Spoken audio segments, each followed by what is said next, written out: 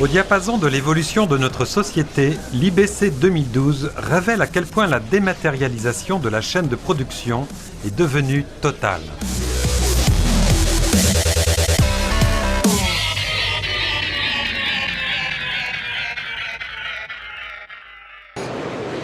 Depuis 10 ans, les images, les sons, les supports et les outils de production se dématérialisent. Plus de boîtes, de bandes ni d'étagères. Tout se transforme en binaire, tout est dans le serveur. Le serveur digère, trie, transforme et restitue. Pour certains, c'est une libération, une opportunité technique qui permet d'aller plus vite et de produire mieux. Mais cette dématérialisation s'accompagne d'inquiétudes. Les systèmes sont fragiles et parfois complexes à comprendre et à piloter. Dématérialisation en français, en fait il faut traduire. En anglais ça se traduit par file-based, mode fichier.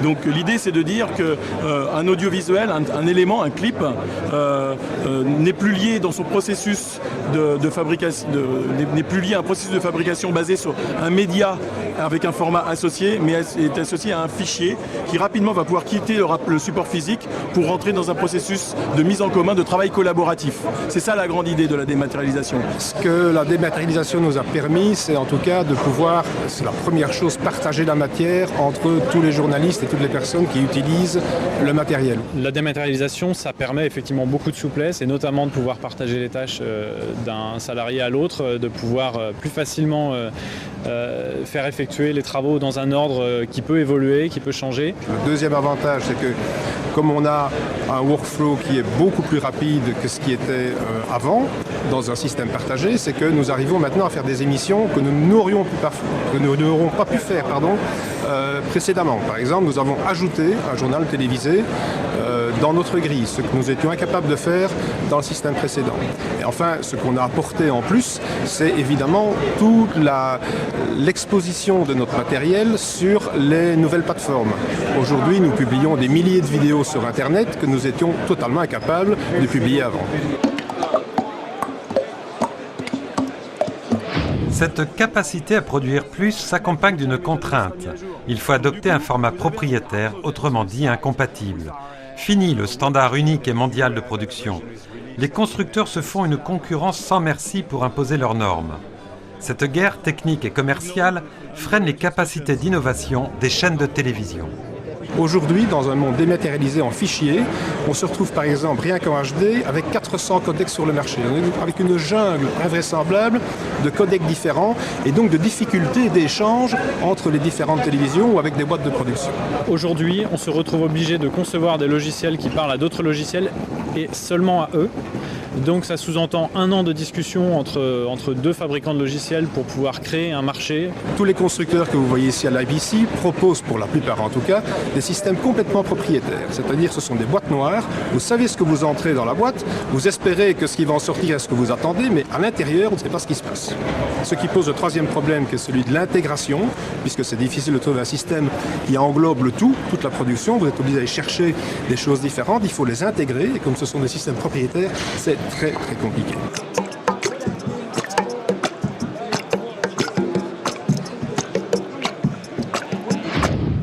Au cœur de ce processus de dématérialisation, le développement des clouds. Ces centres de stockage conservent les données et les archives, mais maintenant ils accompagnent la production. Par exemple, plus de bancs de montage installés. Il suffit d'en louer un pour équiper son ordinateur le temps de la réalisation. Au bout de cette chaîne, le téléspectateur, l'internaute, en direct avec ce nuage.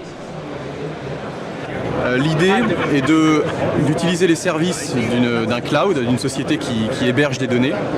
Donc l'idée c'est de uploader, donc d'envoyer des images vers des serveurs qui sont localisés à New York, avec une sécurité importante, c'est-à-dire qu'ils sont en général localisés dans 2 endroits différents. Et donc après avoir uploadé les données, ces données vont être converties en proxy, en bas débit, et vont pouvoir être consultables par n'importe qui à n'importe quel endroit de la planète.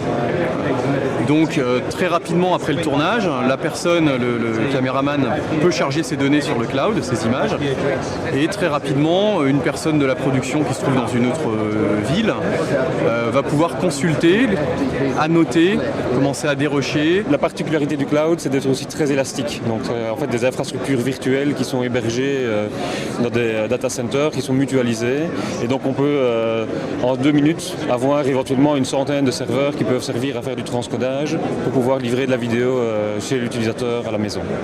Aujourd'hui, le cloud, c'est cher. Au Tera archivé, c'est cher. Se pose la question de la sécurité. Est-ce que je suis sûr qu'en mettant mon matériel quelque part chez quelqu'un, je ne sais pas très bien où, est-ce qu'il est toujours en sécurité? Est-ce que j'en suis toujours bien propriétaire? Est-ce que quelqu'un d'autre ne peut pas l'utiliser? Je n'en sais objectivement rien.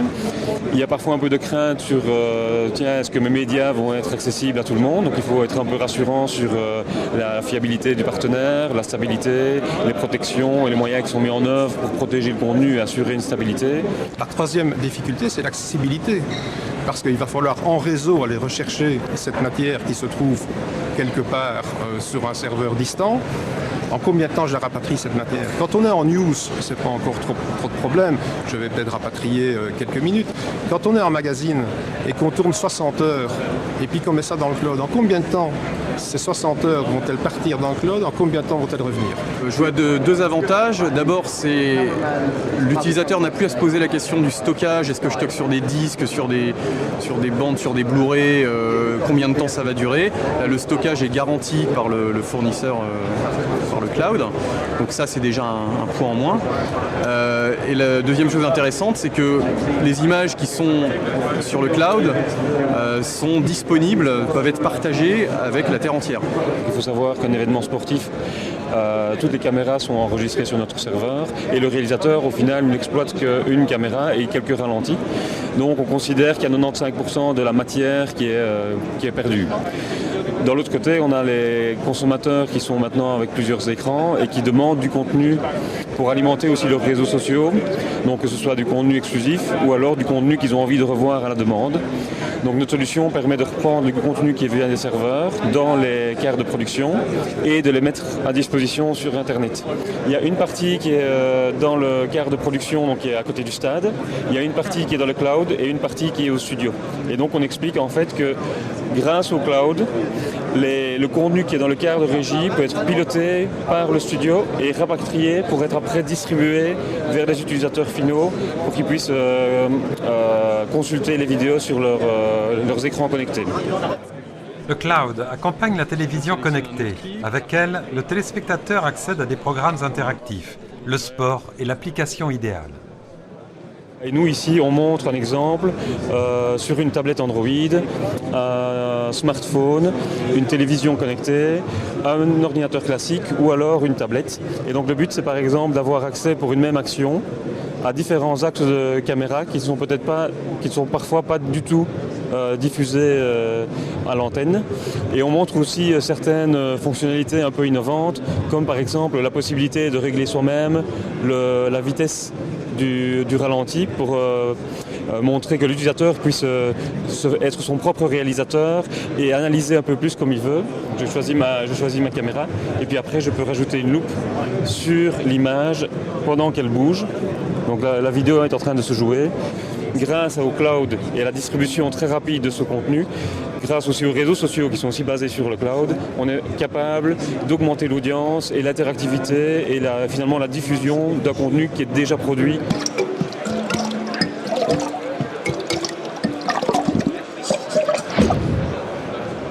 L'enjeu est bien d'utiliser ou de réutiliser les tournages et les heures de rush stockés dans les serveurs.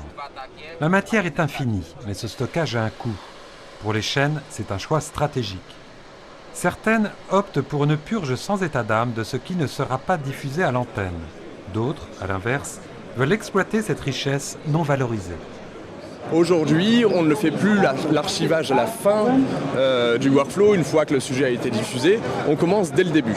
C'est-à-dire qu'on va, lors de l'enregistrement, la captation, commencer déjà à documenter les images, mettre des métadonnées à la fois contextuelles et temporelles qui vont décrire le contenu. Les gens tournent parce qu'ils ne se rendent pas compte qu'ils sont en train d'accumuler de la matière. Après cette matière, il faut la nommer, il faut la trier, il faut la retrouver, ce qui n'est pas évident. Avant, on écrivait sur une cassette tournage de telle date à tel endroit. Aujourd'hui, dans un ordinateur, c'est extrêmement compliqué de retrouver sa matière. Qu'est-ce qu'on garde? Qu'est-ce qu'on purge? Comment on l'archive? Tout ça, c'est des problèmes qu'on n'avait pas avant. Il y a encore des clients comme nos amis allemands, par exemple, qui sont très très attachés, même pour le news, à l'utilisation du professional disk, qui pour eux est le parfait successeur de la cassette, sans en avoir les inconvénients. On n'est plus dans le domaine du linéaire, on est dans le mode du fichier, on est en mode matérialisé archive et en même temps dématérialisé mode fichier. Le support supporte exactement les deux modes de fonctionnement. Alors moi je pense que c'est avant tout une politique de société. Donc quels moyens on se donne et qu'est-ce qu'on veut faire de notre matière. On peut très bien dire je veux archiver toute ma matière première ou alors je veux juste archiver le contenu tel qu'il a été diffusé. Et on pourrait très bien aller une étape plus loin, c'est-à-dire archiver la matière première en haute résolution ou alors pour certains sujets la convertir en basse résolution de manière à l'archiver et si on a une utilisation potentiellement moins fréquente ou moins noble de cette matière.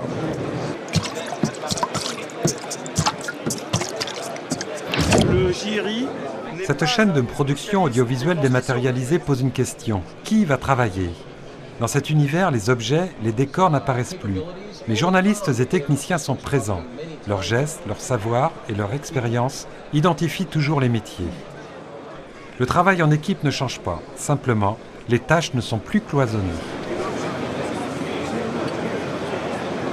Mais je crois réellement que dans le cadre de la dématérialisation, le technicien plus que jamais reprend sa place. On a cru que nous allions disparaître, c'est-à-dire que le technicien dans ce workflow allait disparaître, que le créatif ou que les personnes extérieures allaient pouvoir maîtriser l'ensemble. C'est faux. On n'a plus que jamais besoin de notre connaissance, de notre savoir. Un savoir confronté à une technologie très évolutive. Les innovations se succèdent et l'arrivée des outils exige une formation permanente. Plus rien n'est stable, sauf le regard, l'intelligence et les connaissances fondamentales. Toute personne a un petit peu du mal à avoir toutes ses habitudes modifiées. Je pense que la cassette, on pouvait la toucher. Le numérique, on ne peut pas le toucher. C'est quelque part dans les tuyaux, dans les serveurs, on ne sait pas trop où c'est. Il y a forcément une inquiétude. Je pense que c'est surtout pour ça. Je sais que j'ai plusieurs collègues qui ont toujours une crainte de voir disparaître leur matière et qui ont tendance à recopier sur des disques durs, enfin d'avoir quelque part leur support, ce qui ne sert à rien, puisque de toute façon ce qu'ils utilisent, c'est la matière qui se trouve dans les serveurs. Mais par sécurité, par peur, ou peut-être par habitude, mauvaise habitude, certaines personnes préfèrent garder un support, mais qui n'a aucune utilité. C'est quelque chose de très nouveau. Les gens, pour l'instant, j'ai l'impression, observent, testent, mais à ma connaissance, c'est pas encore passé dans les habitudes, en tout cas dans le monde de la vidéo.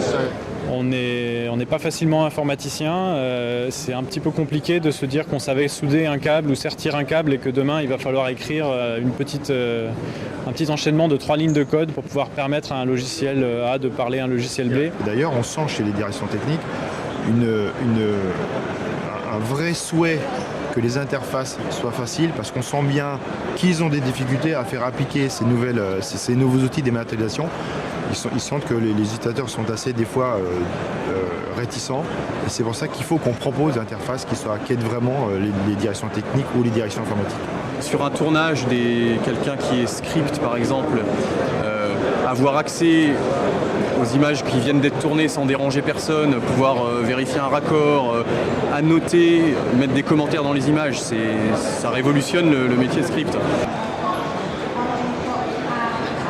À l'IBC 2012, la télévision est confrontée à 2 choix. Être une chaîne traditionnelle, j'achète l'équipement, je stocke mon patrimoine et je diffuse mes programmes pour un public large. Soit être une télévision fantôme où je loue mes outils, je confie mon patrimoine au cloud et je produis des programmes individualisés pour chaque catégorie de clients. L'enjeu est là, ni enfer ni paradis, plutôt un purgatoire à la durée indéfinie.